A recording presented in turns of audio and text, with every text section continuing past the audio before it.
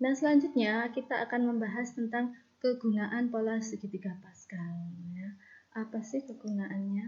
Nah, di sini saya akan memberikan 2 kegunaan saja, tapi sebenarnya masih banyak lagi kegunaan yang lain. Yang pertama adalah jadi segitiga Pascal ini gunanya menentukan banyaknya himpunan bagian dari suatu himpunan. Ya.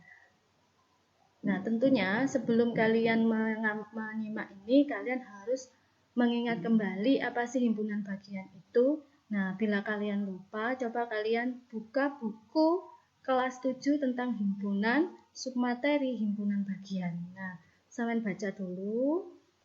Nah, kalau sudah paham, baru kalian bisa menyimak ini.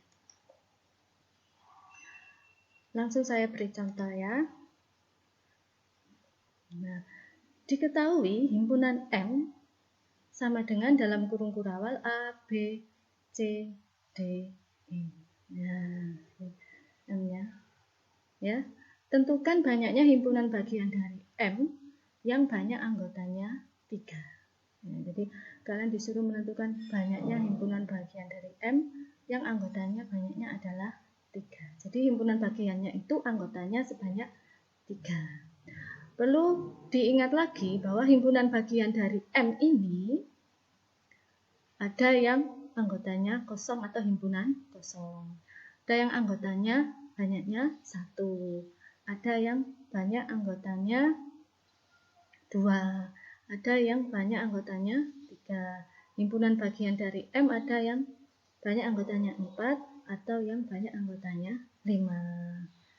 Ya, jadi himpunan bagian M itu. Nah, di sini yang diminta adalah himpunan bagian dari M yang banyak anggotanya 3. Nah, dengan mudah kita bisa menggunakan segitiga Pascal. Nah, kita gambar dulu segitiga Pascalnya. Nah, diketahui dulu M adalah A dalam kurung kurawal A, B, C, D, E. Ya, jadi M itu himpunan yang anggotanya ini. Berapa banyaknya anggota M? Ya, NM sama dengan 5. Jadi banyaknya anggota M sama dengan 5. Dilambangkan NM, whole number of M. Nah, kita gambar dulu segitiga Pascalnya ini ya, supaya kalian mudah nanti melihatnya. Nah, selanjutnya karena banyaknya anggota M ini adalah 5, maka kalian harus melihat segitiga Pascal pada baris ke-6 ya. Karena nanti yang baris pertama ini digunakan untuk misalkan kalau M-nya itu anggotanya tidak ada. Jadi banyak anggota M itu 0 atau M merupakan himpunan kosong. Nah, ini untuk baris pertama. Baris kedua itu misalkan untuk M jika banyak anggotanya adalah 1. Baris ketiga digunakan untuk misalkan kalau M banyak anggotanya adalah 2. Yang baris keempat ini kalau banyak anggotanya M itu 3. Baris kelima itu kalau banyak anggotanya M itu 4.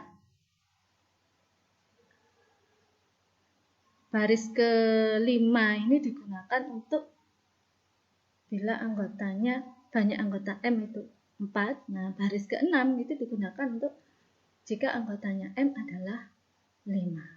Nah, jadi lihat baris ke-6 segitiga Pascal. Nah, ini saya kasih tanda biar jelas.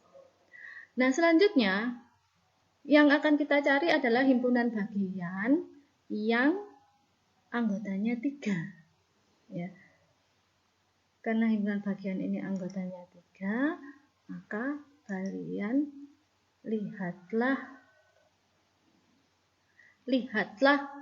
baris ke-6 bilangan ke-4. Nah, banyak anggotanya 3, maka dilihat nih bilangan ke-4. 1, 2, 3, 4. Nah, ini 10. Nah, kita lihat bilangan pertama kalau himpunan bagiannya itu himpunan kosong. Lihat bilangan kedua kalau himpunan bagiannya itu banyak anggotanya 1. Lihat bilangan ketiga kalau banyak anggota himpunan bagiannya itu adalah 2. Nah, karena ini 3, lihat bilangan keempat pada baris ke-6.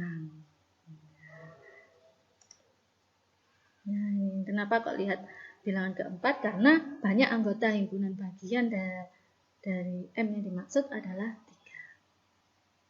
3. Nah, jadi kesimpulannya jawabannya adalah ini 10.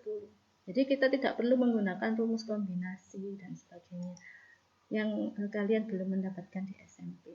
Ya. Gimana? Paham ya? Oke. Nah, sekarang kegunaan yang kedua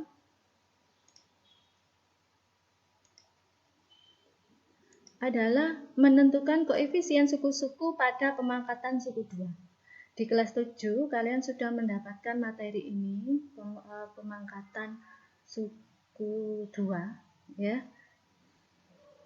Nah, banyak yang bilang rumit tapi dengan segitiga Pascal ini kita akan mudah.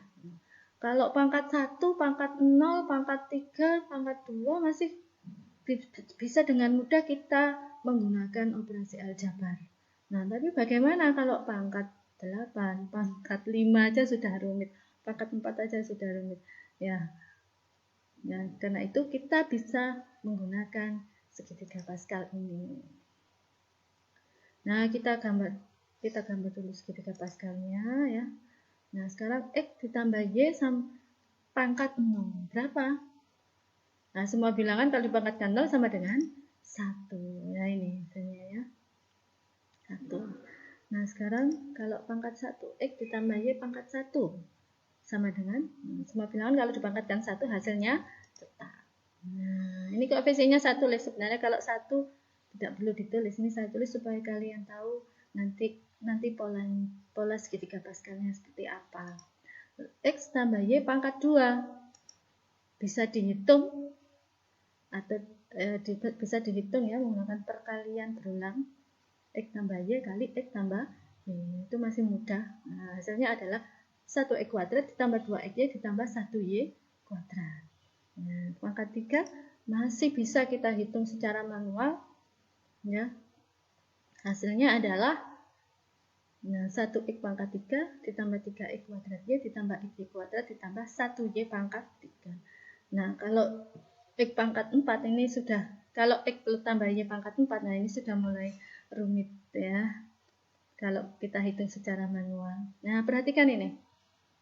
Ya, koefisiennya ini sama seperti segitiga Pascal di sini.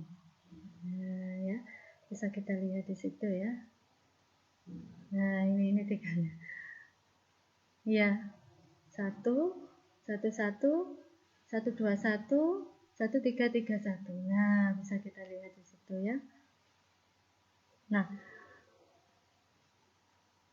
seperti koefisiennya sama dengan pola pada segitiga Pascal. Ini membentuk pola segitiga Pascal. Nah, terus sama lihat ini pola pemangkatannya. Nah, kalau pangkat 2, X-nya pangkat 2, Y-nya pangkat 0. Terus selanjutnya pangkat X-nya ini turun ya, jadi X pangkat 1, Y-nya naik 1. Terus X-nya pangkat 0, terus Y-nya jadi pangkat 2. Nah, ini tadi ada pola di sini. Kalau yang ini X pangkat 3, X pangkat 2, X pangkat 1, X pangkat 0. Nah, Y-nya Y pangkat 0, Y pangkat 1, Y pangkat 2, Y pangkat 3. Jadi kalau X-nya itu dimulai dari X-nya turun, Y-nya naik. Seperti itu.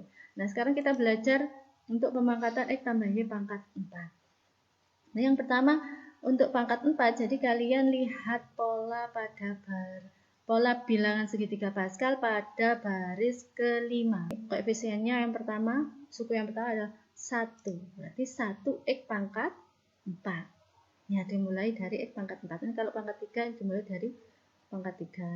Nah, ya. Suku berikutnya adalah, nah ini, koefisiennya 4. Jadi 4.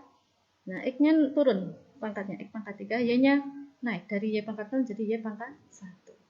Terus suku ketiga berarti pakai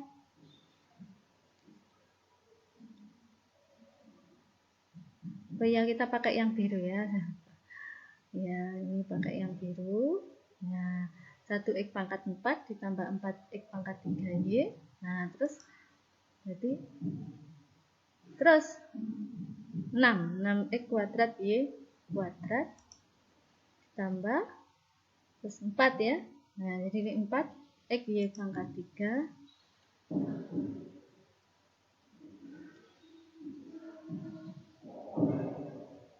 nah, seperti ini. Nah, gimana? Paham?